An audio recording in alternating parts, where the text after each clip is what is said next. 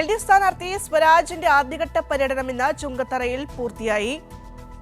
ആവേശകരമായ സ്വീകരണമാണ് പഞ്ചായത്തിലെങ്ങും ലഭിച്ചത്. ഷമ്മിയുണ്ട് വാർത്തയുടെ വിശദാംശങ്ങൾ നൽകുന്നതിനായി. ഷമ്മി, എന്തായാലും ആദ്യഘട്ടം പൂർത്തിയായിരിക്കുന്നു. ഓരോ ദിവസം ചെല്ലുന്തോറും പ്രവർത്തകരൊക്കെ അത്രമേൽ ആവേശത്തിലേക്ക് മാറുന്നു. രണ്ടാം ഘട്ട പര്യടനം നാളെ മുതൽ ആരംഭിക്കുന്നു. വിവരങ്ങൾ.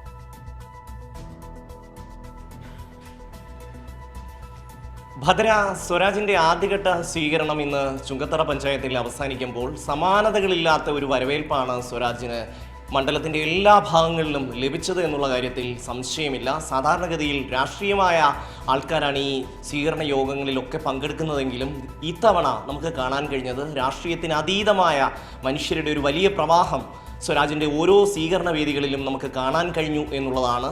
സ്വന്തം വ്യക്തിത്വം കൊണ്ട് ഇത്രയധികം മനുഷ്യരെ സ്വാധീനിക്കാൻ കഴിയുന്ന അപൂർവം നേതാക്കളിൽ ഒരാളാണ് സ്വരാജ് എന്ന കാര്യത്തിൽ സംശയമില്ല എന്ന് ഈ തെരഞ്ഞെടുപ്പ് യോഗങ്ങളൊക്കെ തന്നെ തെളിയിക്കുകയാണ്. നിരവധി പേർ പരസ്യമായി തന്നെ വ്യത്യസ്ത രാഷ്ട്രീയ കക്ഷികളിൽപ്പെട്ടവർ പരസ്യമായി സ്വരാജിന് പിന്തുണ പ്രഖ്യാപിക്കുന്നത് നമ്മൾ കണ്ടു. എന്നാൽ അതിലുമൊക്കെ എത്രയോ അധികം മനുഷ്യർ സ്വരാജിനോടുള്ള തങ്ങളുടെ രാഷ്ട്രീയ താല്പര്യം മാറ്റിവെച്ച് വ്യക്തിപരമായ ആ ഒരു അടുപ്പം പ്രകടമാക്കാൻ വേണ്ടി ഈ സ്വീകരണ യോഗങ്ങളിലൊക്കെ എത്തുന്നു എന്നുള്ളതാണ്. രാഷ്ട്രീയമില്ലാത്ത മനുഷ്യരും വലിയ തോതിൽ സ്വരാജിനെ കാണാനും കേൾക്കാനും സ്വീകരണം നൽകാനുമായി വിവിധ സ്വീകരണ കേന്ദ്രങ്ങളിലേക്ക് എത്തുന്ന കാഴ്ചയും നമുക്ക് കാണാൻ വേണ്ടി കഴിഞ്ഞു എന്നുള്ളതാണ്. സ്വരാജിനെ സംബന്ധിച്ചിടത്തോളം അദ്ദേഹത്തിൻ്റെ പ്രസംഗങ്ങളിലെല്ലാം എടുത്തു പറയുന്ന രണ്ട് കാര്യങ്ങളാണ്. ഒന്ന്, കേരളത്തിൻ്റെ വികസനം. കഴിഞ്ഞ 9 വർഷമായി പിണറായി സർക്കാർ കേരളത്തിൽ കൊണ്ടുവന്ന വികസന നേട്ടങ്ങൾ എന്തൊക്കെയാണ് എന്ന് ഓരോ തെരഞ്ഞെടുപ്പ് വേദികളിലും സ്വരാജ് എടുത്തു പറയുന്നുണ്ട്. ഒപ്പം തന്നെ നമ്മുടെ നാടിൻ്റെ മതനിരപേക്ഷമായ ആ ഒരു സ്വഭാവം കാത്തു സൂക്ഷിക്കേണ്ടതിൻ്റെ ആവശ്യകത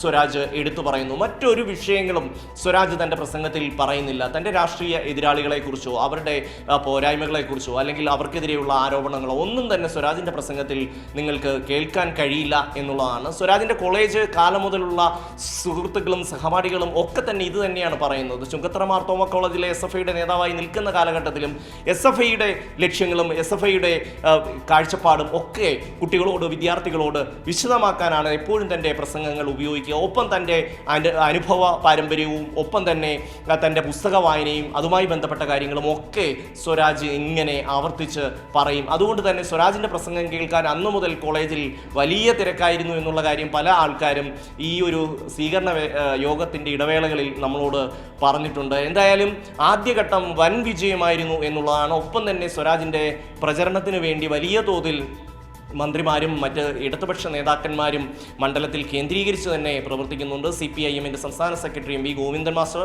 അതുപോലെ തന്നെ പൊളിറ്റ് ബ്യൂറോ അംഗം AV Jayaraghavan, LDF convener TP Ramakrishnan അടക്കമുള്ളവർ ഇവിടെ കേന്ദ്രീകരിക്കുന്നു. മന്ത്രിമാരായിട്ടുള്ള KB Ganesh Kumar, B Sivankutty, R Bindu, അതുപോലെ തന്നെ P രാജീവ്, KN ബാലഗോപാൽ അടക്കമുള്ളവർ ഈ മണ്ഡലത്തിൻ്റെ വിവിധ ഭാഗങ്ങളിൽ തെരഞ്ഞെടുപ്പ് പ്രചരണത്തിനായി എത്തുന്നു എന്നുള്ളതാണ്. നാളെ രണ്ടാം ഘട്ട പ്രചരണം കൂടുതൽ ആവേശത്തോടുകൂടി കൂടുതൽ ജനപങ്കാളിത്തത്തോടുകൂടി നടപ്പാക്കാനും ആ സ്വീകരണ യോഗങ്ങൾ വിജയിപ്പിക്കാനുമുള്ള ഒരുക്കത്തിലാണ് LDF.